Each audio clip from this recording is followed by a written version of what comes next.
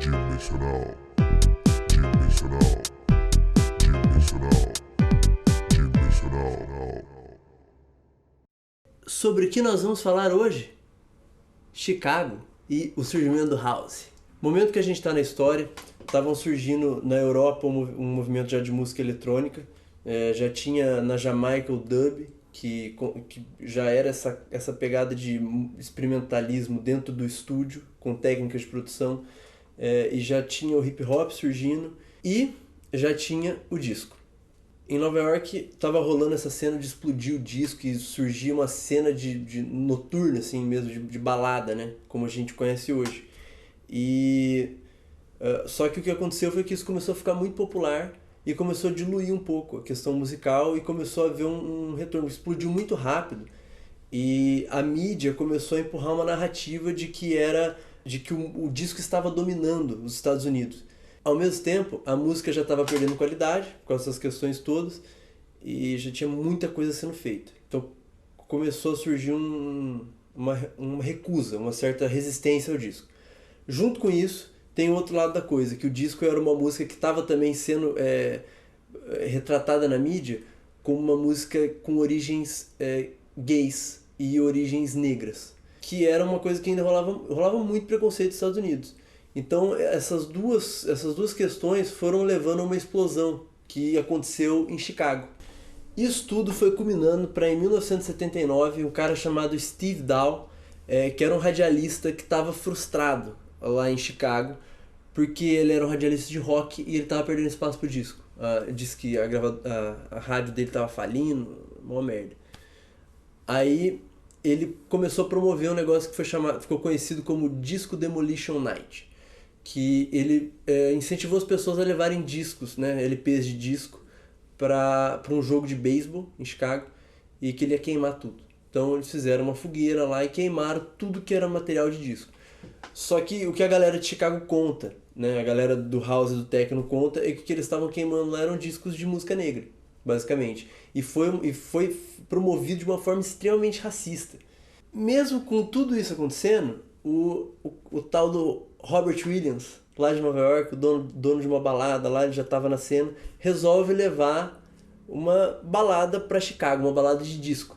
E ele chama essa balada de warehouse. Então, na warehouse tocava disco, eletro, hip hop, dança de break e synth pop da Europa. Isso tudo começou a virar uma mistura lá, que a galera ia lá para dançar e tal, e isso começou a ter um nome em Chicago. As pessoas começaram a se referir à música que tocava no warehouse como house. Ao mesmo tempo, a música disco estava em declínio, depois de toda essa parada que tinha rolado. E era cada vez mais difícil achar discos de disco para comprar nas lojas. E isso iniciou uma cultura de fazer os seus próprios edits, fazer os seus próprios remixes, criar suas próprias músicas. Começou a surgir essa ideia. Até que aconteceu uma situação de um cara chamado Jesse Saunders. Ele conseguiu um remix raro de uma música que chamava On and On. E ele, feliz da vida com o remix, deixou o disco no carro e roubaram. E ele ficou sem o disco, que ele tinha lutado um monte pra conseguir. Aí ele ficou tão puto que ele resolveu que ele ia fazer a própria versão dele da música pra ele tocar, porque ele era DJ e ele precisava o legal da época era você ter a música que ninguém tinha. E ele resolveu refazer. Então ele pegou um sintetizador, uma drum machine e refez, e sample, e refez a música no quarto dele. E lançou. Chamava On and On, a música. These things inside my soul, they make me lose control. Goes on. Aí o que aconteceu? Levou pro Frank Knuckles na warehouse tocar. Frank Knuckles hoje é conhecido como um dos caras que definiu o que é o house. Ele é um dos DJs que ajudaram a dar a cara que o gênero tem hoje. Ele que fazia essa mistura lá na warehouse. Levou e ele tocou. E casou. E aí nisso Chicago inteiro descobriu que dava pra fazer música dentro do quarto. E começou essa cultura de bootleg, remix, e todo mundo começou a fazer. Aí, dessa época que tem a Time to Jack, do Chip E, tem a Your Love, do Frank Knuckles, aquela... In the beginning, there was Jack, and Jack had a groove, and from this groove came the groove of all grooves.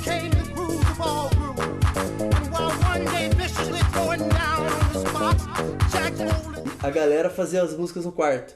E o que eles usavam para fazer música? Os equipamentos da Roland, que era uma marca japonesa, até então acho que não tão conhecida, e que produziu uma série de equipamentos já de eletrônicos que foram um puta fracasso de venda nos Estados Unidos. E no mundo, né?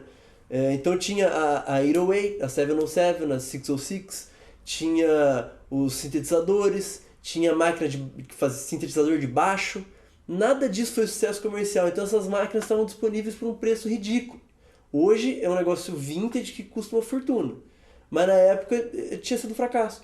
E a galera começou a comprar essas máquinas, e essas máquinas também ajudaram a definir o que é ser o house, porque as limitações técnicas dessas máquinas foram o que determinaram a criatividade dos caras, e foram o que deram a cara do house e da música eletrônica, né?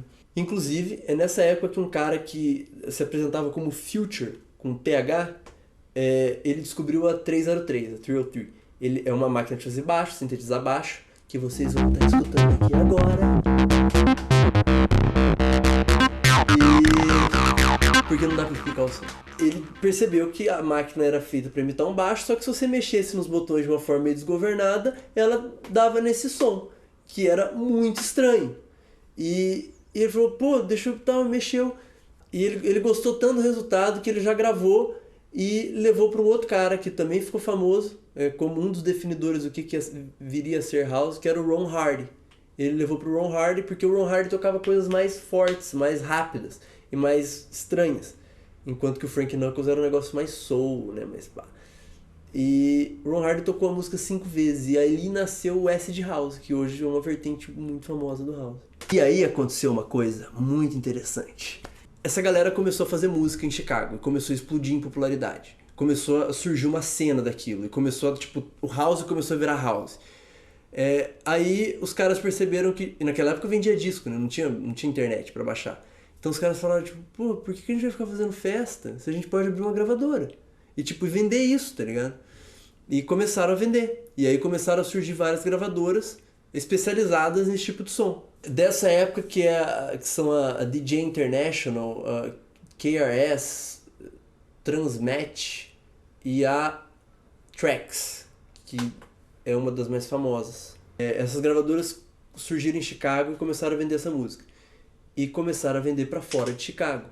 Daí começou a vender para Nova York, começou a vender para Califórnia. E aí começou a vender para Europa. E para Europa ia muito para Inglaterra. Na Inglaterra tinha um cara que hoje é muito famoso até hoje dentro da música eletrônica, que é o Pete Tong. Ele tinha 18 anos naquela época. E ele ele percebeu que começou a chegar umas músicas diferentes que ele nunca tinha escutado. Ele descobriu o house e descobriu Chicago. E aí ele começou a colocar isso pra tocar na pista. Porque lá já tinha balada, já tinha umas coisas acontecendo nesse sentido também. Só que daí, na Inglaterra, tinha uma coisa que nos Estados Unidos não tinha, que era o ecstasy, que estava explodindo nessa mesma época. E então a música pegou, mas assim, a galera abraçou. E ficou muito famoso. Enquanto que nos Estados Unidos, aquilo era uma música marginalizada, de grupos marginalizados, na Europa quem abraçou foi a juventude, foi todo mundo. E aquilo explodiu. Explodiu. Você acha que eu vou cortar isso, né? Dessa época que são os primeiros hits explosivos de house que foram já para os primeiros lugares das músicas mais escutadas do Reino Unido. Que é Jack, de Steve Hurley, e Love Can Turn Around, do Farley Funk. Só que nessa mesma época, tava rolando uma parada um pouco diferente em Detroit, que vivia um contexto totalmente diferente, porque era uma cidade que estava passando por uma puta crise econômica, tinha muita tensão racial. Aí surge um grupo de 3 caras em Detroit que resolveram que eles também queriam fazer música eletrônica. Eles estavam no ensino médio na época, só que eles estavam nesse contexto muito mais tenso de Detroit, nessa coisa da indústria automotiva e de robotização e máquina, e começa a fazer uma música que mais tarde ia ser conhecida como techno. Ela teve um desenvolvimento totalmente diferente do que aconteceu em Chicago, por causa de todos esses fatores, e essa é a história que a gente vai contar no próximo capítulo. Dimensional.